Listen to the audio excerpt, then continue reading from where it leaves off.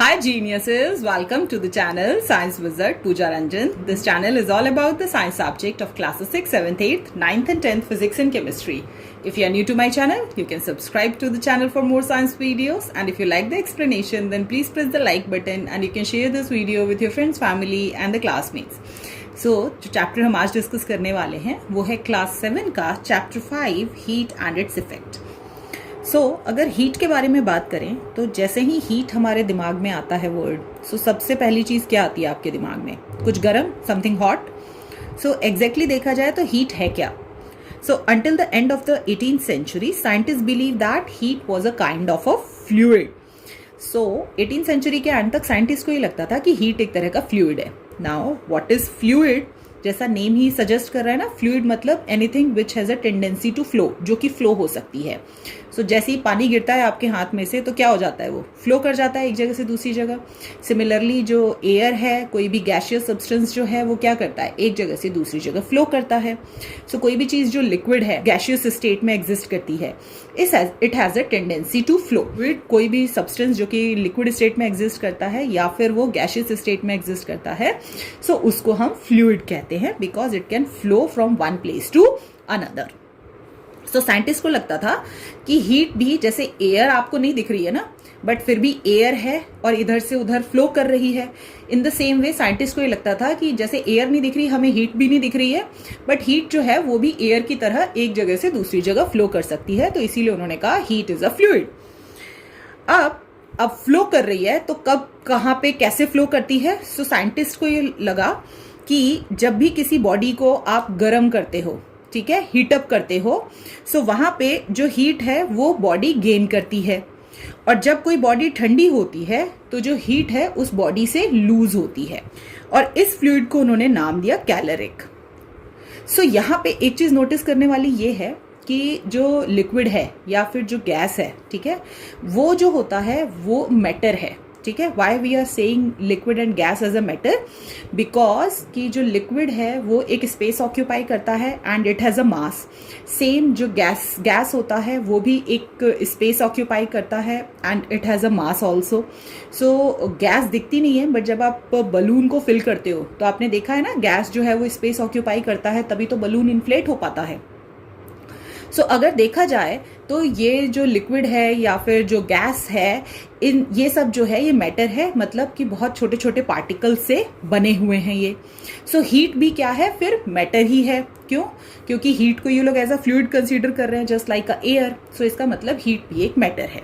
ठीक है, पर एक्चुअली में देखा जाए तो हीट मैटर नहीं है, क्योंकि जो हीट है ना ही तो उसका कोई मास है और ना ही वो कोई भी स्पेस ऑक्यूपाई करता है. तो जब भी आप किसी चीज को गर्म करते हो, चूल्हे पे चढ़ा के जब उसको हीट करते हो, तो कभी देखा है कि जो हीट है वो स्पेस ऑक्यूपाई कर रहा है कहीं पर या उसका कुछ मास है? ऐसा नहीं है.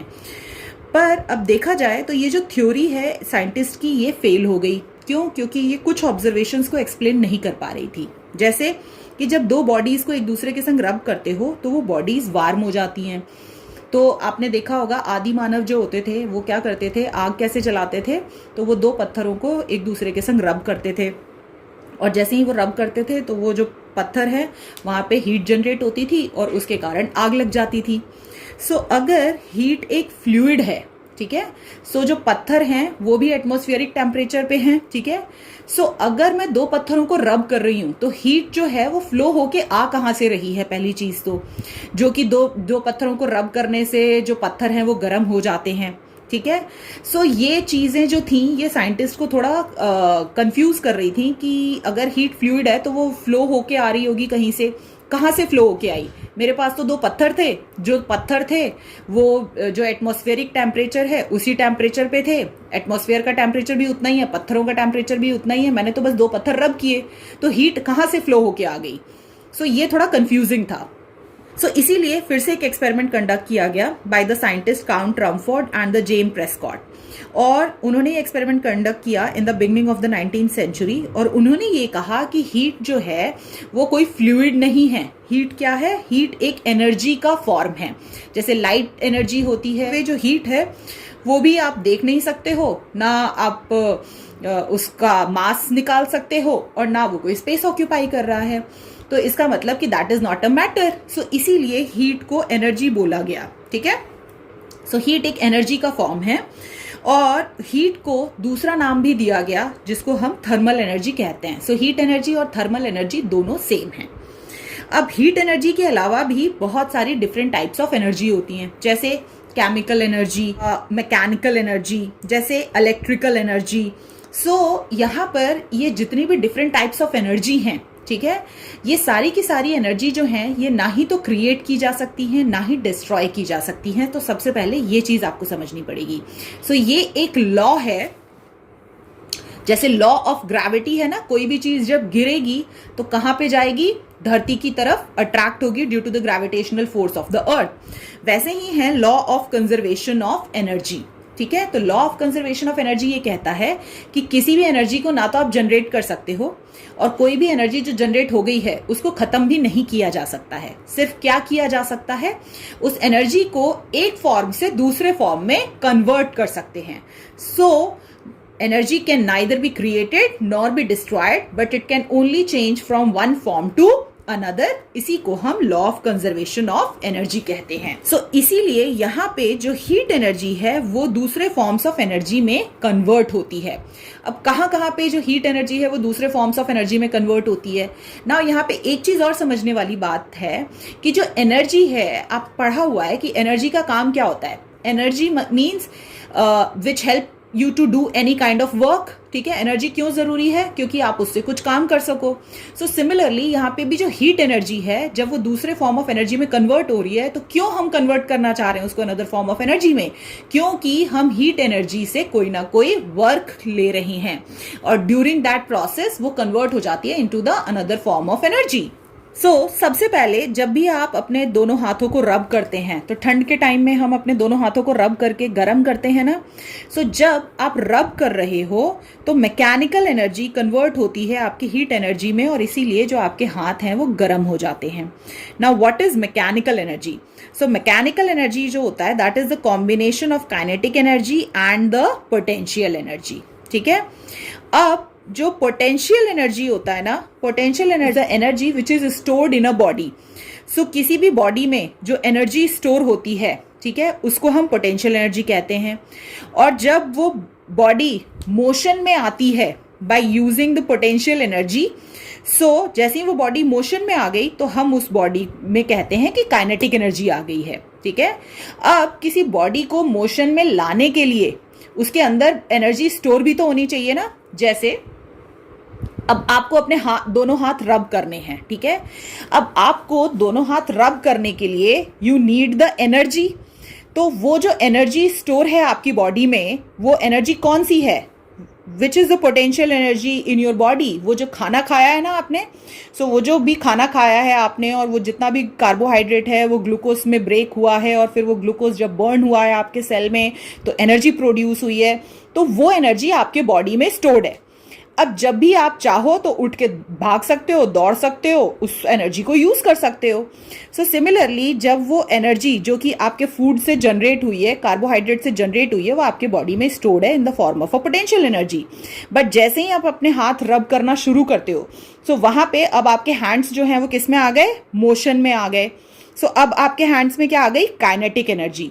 The potential and the kinetic energy both are together are called the mechanical energy. जब भी आप अपने दोनों हाथ रब करते हो तो ये जो मैकेनिकल एनर्जी है ये आपकी कन्वर्ट होती है इनटू द हीट एनर्जी और इसीलिए आपका हाथ जो है वो गर्म हो जाता है। नेक्स्ट है, जब भी फ्यूल को बर्न करते हैं तो जो फ्यूल में केमिकल एनर्जी स्टोर्ड होती है वो बेसिकली कन्वर्ट हो जाती है इनटू द हीट एनर्जी। अब इसका बहुत ही इजी एग्जांपल दूं मैं, तो लकड़ी जलाते हैं ना सब ठंड में, या कोयला जलाते हैं हम लोग। जो लकड़ी या फिर कोल है वो क्या है? दैट इज द फ्यूल, ठीक है। इवन अगर आपने लकड़ी भी नहीं जलती हुई देखी हो, कोल भी नहीं जलता हुआ देखा हो, तो आप सबके घर में खाना तो बनता ही होगा। एलपीजी गैस, ठीक है। एलपीजी गैस क्या है? LPG gas is a fuel. So जब आप उसको बर्न करते हो तो वहां पर उसको बर्न करने के बाद आप उस पर अपने यूटेंसिल रखते हो। जब वो यूटेंसिल गर्म होता है, ठीक है, जब वो हीट अप होता है, इसका मतलब कि यूटेंसिल हीट एनर्जी एब्जॉर्ब कर रहा है, तभी तो खाना बनता है ना। सो इसका मतलब कि सिमिलरली लकड़ी जलाते हो तो उसमें से आग बाहर आती है, जब उसके पास बैठते हो तो आपको हीट फील होती है। सो इसका मतलब कि वो हीट जो है वो कहाँ से जनरेट हो रही है वहाँ पे। सो जब भी किसी फ्यूल को बर्न करते हो तो जो फ्यूल होता है उसमें केमिकल एनर्जी होती है, और वही केमिकल एनर्जी जो होती है on burning it converts into the heat energy, और इसी हीट एनर्जी से आप इलेक्ट्रिकल एनर्जी भी प्रोड्यूस कर सकते हो। इसी हीट एनर्जी को यूज करके आप खाना भी बना सकते हो। नेक्स्ट अगर बात करें तो जो हीट एनर्जी होता है of the burning petrol is converted to the mechanical energy in the car. So आपकी कार या बाइक जो होती है उसमें आप लोग पेट्रोल डलवाते हैं या डीजल डलवाते हैं, ठीक है, या बहुत सारी कार CNG पे भी चलती हैं। सो अब आपने एक चीज़ नोटिस की होगी कि जब भी आप गाड़ी चलाते हो ना लंबे टाइम तक, सो वहाँ पर थोड़ी देर बाद जब आप उसका बोनट टच करते हो, या फिर जो आपका कार है उसका बोनट टच करते हो, या फिर बाइक का जो इंजन है वो टच करते हो ना, तो वो गर्म हो जाता है। सो वो गर्म कैसे हो रहा है वहाँ पे, तो क्योंकि वहाँ पे जब गाड़ी चला रहे हो तो आपका पेट्रोल बर्न हो रहा है, जल रहा है, तभी तो बार बार पेट्रोल भरवाना पड़ता है आपको। सो जब पेट्रोल जलता है तो उस वक्त जो हीट एनर्जी होता है ऑफ द बर्निंग पेट्रोल, उसके कारण ही जो आपकी कार है वो चल पाती है, ठीक है। अब यहाँ पे जो हीट एनर्जी है बर्निंग पेट्रोल का वो मैकेनिकल एनर्जी में कन्वर्ट हो रहा है। मैकेनिकल एनर्जी मतलब kinetic and potential energy both, ठीक है। So what is kinetic energy, मतलब कि जब आपकी कार मोशन में है तो it has a kinetic energy. Now what is the potential energy here? Potential energy is the stored energy. What is the stored energy here? यही जो आपका पेट्रोल है, ठीक है। तो यही जब बर्न हो रहा है तो इसके कारण हीट प्रोड्यूस हो रही है, और उसी के कारण वहां पे जो आपका कार है that comes into motion. Same way in an electric heater जो इलेक्ट्रिकल एनर्जी है वो हीट एनर्जी में कन्वर्ट होता है। सो ठंडियों में हम लोग वार्मर यूज करते हैं, हीटर्स यूज करते हैं। सो उस वक्त जो हीटर्स हैं या वार्मर्स हैं वो बिजली पे चलते हैं। तो जब आपने नोटिस किया होगा कि जब आप बिजली उसको सॉकेट में लगा के ऑन करते हो तो इलेक्ट्रिकल एनर्जी कंज्यूम करते हैं, और फिर वो इलेक्ट्रिकल एनर्जी जो है वो किस में कन्वर्ट हो रही है? हीट एनर्जी में। तो पावर हाउस में क्या किया जाता है कि जो कोल है उसकी मदद से जो पानी है उसको गर्म किया जाता है, ठीक है। तो जब भी आप पानी को गर्म करते हो सो वहां पर जो वाटर है वो due to the heat energy of the coal वो कन्वर्ट होगा इनटू द स्टीम, और जब स्टीम में कन्वर्ट होगा तो आपने स्टीम इंजन सुना है ना। सो स्टीम में इतनी पावर होती है कि वो इतना हैवी ट्रेन चला सकता है। सो इन द सेम वे वो जो स्टीम जनरेट हो रही है उस स्टीम को की मदद से वहां पे एक टरबाइन कनेक्टेड होता है। सो वो स्टीम की मदद से टरबाइन रोटेट होना शुरू होता है। टरबाइन जो होता है वो कनेक्टेड होता है टू द जनरेटर, और फिर जो जनरेटर है उसका हैंडल रोटेट होना शुरू होता है, एंड फिर जनरेटर के द्वारा वहां पे इलेक्ट्रिसिटी प्रोड्यूस की जाती है। सो इस ढंग से पावर हाउस में by the heat energy of the coal वो इलेक्ट्रिकल एनर्जी में कन्वर्ट हो जाता है। Next, when a solid, liquid और gas is heated, its molecule gain the energy and start moving faster, and the more we heat the substance the more it molecule moves, and heat energy is therefore the energy of the movement of molecule। अब आपने ये पढ़ा हुआ है already पहले की classes में कि जब भी किसी सॉलिड को हीट करते हैं तो वो लिक्विड में कन्वर्ट होता है, लिक्विड को हीट करते हैं तो गैस में कन्वर्ट होता है। एक चीज और पढ़ी हुई है आपने, कोई भी सब्सटेंस जो है वो सॉलिड स्टेट में कब एग्जिस्ट करता है? जब उसके जो मॉलिक्यूल्स हैं वो बहुत ज्यादा टाइटली पैक्ड होते हैं एक दूसरे के साथ। कोई भी सब्सटेंस जो है वो लिक्विड स्टेट में कैसे एग्जिस्ट करता है? जब उसके जो मॉलिक्यूल्स हैं वो बहुत ज़्यादा टाइटली पैक्ड नहीं होता है सॉलिड, उनमें थोड़ा थोड़ा गैप होता है। और कोई भी सब्सटेंस गैसियस स्टेट में एग्जिस्ट कब करेगा? जब उसके मॉलिक्यूल्स के बीच में बहुत ज़्यादा गैप होता है और बहुत ज़्यादा दूर दूर होते हैं। सो अब सॉलिड जो है जब आप उसको हीट करते हो तो वो लिक्विड में कैसे कन्वर्ट हो जाता है? सो देखो, जब आप इसको हीट करना शुरू करोगे तो जो सॉलिड के मॉलिक्यूल्स हैं ना उनको क्या मिलेगी? एनर्जी। अब इमेजिन करो कि आप एक रूम में खड़े हो, ठीक है, वहां पे डांस पार्टी चल रही है, ओके, और आपने कुछ खाया नहीं है सुबह से, you are not having that much of energy, ठीक है। तो आप कैसा फील करोगे? बहुत लो फील करोगे, और भले वहां पे सब लोग डांस कर रहे हैं बट आप एक कोने में बैठे रहोगे, ठीक है। बट जैसे ही आपने कोई एनर्जी ड्रिंक पी ली तो अब आपके अंदर एनर्जी आ गई। सो क्या आप वहां पे कोने में बैठ पाओगे? अब जैसे ही आपको एनर्जी मिलेगी तो क्या करोगे? आप फटाफट फटाफट मूव करना शुरू करोगे। इन द सेम वे जब सॉलिड के मॉलिक्यूल्स को एनर्जी देते हैं, गर्म करते हैं, तो जो उनके मॉलिक्यूल्स हैं वो क्या करते हैं? हीट एनर्जी एब्जॉर्ब करते हैं। तो जैसे ही उनके पास एनर्जी आती है तो वो क्या करेंगे? वो वाइब्रेट होना शुरू करेंगे। तो वो ऐसे ऐसे करके वाइब्रेट करते हैं। तो जब भी दो चीजें ऐसे ऐसे करके वाइब्रेट करेंगी तो क्या करेंगी? टकराएंगी। और जब टकराएंगी तो एक दूसरे से क्या होंगी? दूर जाएंगी। तो दूर जाने से क्या होगा? उनके बीच का गैप बढ़ जाएगा। और गैप बढ़ने से क्या होगा कि वो किस स्टेट में कन्वर्ट हो जाएंगी? Into the liquid state. The same अगर आप लिक्विड को हीट करोगे तो यहाँ पे भी इनके पार्टिकल्स को क्या मिलेगी? एनर्जी मिलेगी। तो then they again start vibrating fast. जब वाइब्रेट करेंगे फास्ट तो बगल वाले से टकराएंगे। जब टकराएंगे तो एक दूसरे से दूर होंगे तो फिर उनके बीच का डिस्टेंस इतना बढ़ जाएगा कि वो किस में कन्वर्ट हो जाएंगे? Into the gaseous state. So इसीलिए जब भी कोई सॉलिड सब्सटेंस है उसको आप हीट करते हो तो उसके मॉलिक्यूल्स एनर्जी गेन करते हैं, मूव करना फास्टर मूव करना शुरू करते हैं और कन्वर्ट होते हैं to the liquid. When you heat liquid उसके भी मॉलिक्यूल्स एनर्जी गेन करते हैं, फास्ट मूव करना शुरू करते हैं and they convert into the gaseous state. So इसीलिए हम कहते हैं कि जितना आप हीट करोगे सब्सटेंस को, मतलब उतनी ज्यादा आप एनर्जी उनको प्रोवाइड कर रहे हो। तो जितनी ज्यादा एनर्जी प्रोवाइड करोगे वो उतना फास्ट मूव करेंगे मॉलिक्यूल्स, और जितना फास्ट मूव करेंगे उतना ज्यादा कोलाइड करेंगे। जितना ज्यादा कोलाइड करेंगे उनके बीच का गैप उतना ज्यादा बढ़ेगा और इसीलिए वो जल्दी से सॉलिड से लिक्विड और लिक्विड से गैसियस स्टेट में कन्वर्ट हो जाएंगे। Now next if we talk about the effects of heat. So उसके लिए क्या करना है? आप कोई भी एक यूटेंसिल ले लो, ठीक है, मम्मा जिसमें चाय बनाती है या दूध गर्म करती है, और उसको ना पूरा ब्रिम तक पानी से भर दो। ब्रिम मतलब कि उसकी नेक तक, ठीक है, मतलब कि एक ड्रॉप पानी भी ऊपर से डालो तो ऐसा पानी छलक जाए, उसमें से बाहर गिर जाए, इतना भरना है उसको। उसके अंदर कुछ सब्जियां डालनी है और फिर उसको उबालना शुरू करना है। जब आप उसको हीट करोगे तो हीट करने पे आप ये नोटिस करोगे कि जो पानी है वो क्या हो रहा है? गर्म हो रहा है। अब कोई भी चीज जब गर्म हो रही है तो इसका मतलब कि वो हीट एब्जॉर्ब कर रही है। तो उससे क्या होगा कि जो टेम्परेचर है वो बढ़ेगा। सो आप क्या करो, उसको गर्म करने से पहले उस पानी का टेम्परेचर मेजर कर लो, और जब गर्म कर रहे हो आप गैस पे उस वक्त भी उसमें थर्मोमीटर डाल के उसका टेम्परेचर मेजर कर लो। सो आप देखोगे कि जब आप गैस पे उसको चढ़ा रहे हो तो उसका टेम्परेचर धीरे धीरे बढ़ रहा है। सो इसका मतलब क्या होता है कि जो हीट है वो कॉज कर रहा है increase in temperature. Next, as the water heats up, some of its overflow means its volume increases। तो क्योंकि आपने जो पानी है वो एकदम बर्तन के गर्दन तक भर दिया है, ठीक है, तो जब आप उसको गर्म करना शुरू करोगे तो क्या होगा कि जो पानी है वो बाहर छलकना शुरू हो जाएगा। अब ऐसा क्यों हो रहा है गर्म करने से? तो जब आप गर्म करते हो ना किसी भी चीज को तो वो एक्सपैंड करती है। एक्सपैंड करने का मतलब क्या हुआ? फैलती है। फैलने का मतलब क्या हुआ कि जैसे जो सॉलिड था, ठीक है, अब जब आप इसको गर्म कर रहे हो तो इसके पार्टिकल्स क्या कर रहे हैं? वाइब्रेट कर रहे हैं ना। वाइब्रेट कर रहे हैं तो एक दूसरे से टकरा रहे हैं तो क्या हो रहा है? इनके बीच का गैप बढ़ रहा है। तो गैप बढ़ने से क्या हो रहा है? एक्सपेंशन हो रहा है। तो अब ये जो मॉलिक्यूल्स ऐसे थे अब ये कैसे हो गए? एक दूसरे से दूर दूर हो गए, तो ये एक्सपैंड कर गए ना, अब ये ज्यादा एरिया घेर रहे हैं। सो इसीलिए क्योंकि जब पानी को भी हम गर्म करते हैं तो जो वाटर मॉलिक्यूल्स हैं वो एक दूसरे से दूर दूर होते हैं, क्योंकि वो हीट एनर्जी गेन कर रहे हैं, कोलाइड कर रहे हैं, दूर हो रहे हैं, तो इसीलिए वो एक्सपैंड कर रहे हैं। और एक्सपैंड कर रहे हैं तो अब आपके वेसल में जगह नहीं है कि वो और ज्यादा वाटर स्टोर कर सके, इसीलिए जो वाटर है वो ओवरफ्लो होने लगता है। सो हम ये कह सकते हैं कि जो हीट है वो कॉज करता है एक्सपेंशन। नेक्स्ट, जब आप पानी को बॉईल करते हैं तो उसमें से स्टीम बाहर आती है। सो यहाँ पे हीट के कारण चेंज इन स्टेट भी होता है।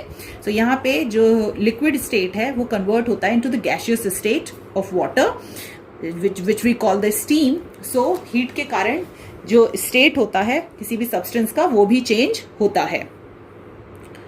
नेक्स्ट, आप एक चीज और नोटिस करोगे कि जब भी आप सब्जियों को गर्म करते हो, ठीक है, या बॉईल करते हो पानी में, तो वो जो सब्जियां हैं वो कैसी हो जाती हैं? सॉफ्ट हो जाती हैं, ठीक है। सो सब्जियां सॉफ्ट हो गई हैं तो इसका मतलब क्या है कि जो हीट है उसके कारण वहां पे केमिकल चेंज भी होता है, ठीक है। तो आपने नोटिस किया होगा कि जब भी आप मटर को बॉईल करते हो, गाजर को बॉईल करते हो, तो एक तो वो सॉफ्ट हो जाती है और उनका थोड़ा कलर भी चेंज हो जाता है। कोई भी जो वेजिटेबल है जब आप उसको गर्म कर रहे हो ना तो वहां पर उसमें कंप्लीट चेंज हो जाता है वहाँ पे, ठीक है, एक नया सब्सटेंस बन जाता है। इसीलिए हम वहाँ पे उसको केमिकल चेंज कंसीडर कर रहे हैं। तो गर्म करने से वहाँ पे क्या हो रहा है, केमिकल चेंज अकर कर रहा है।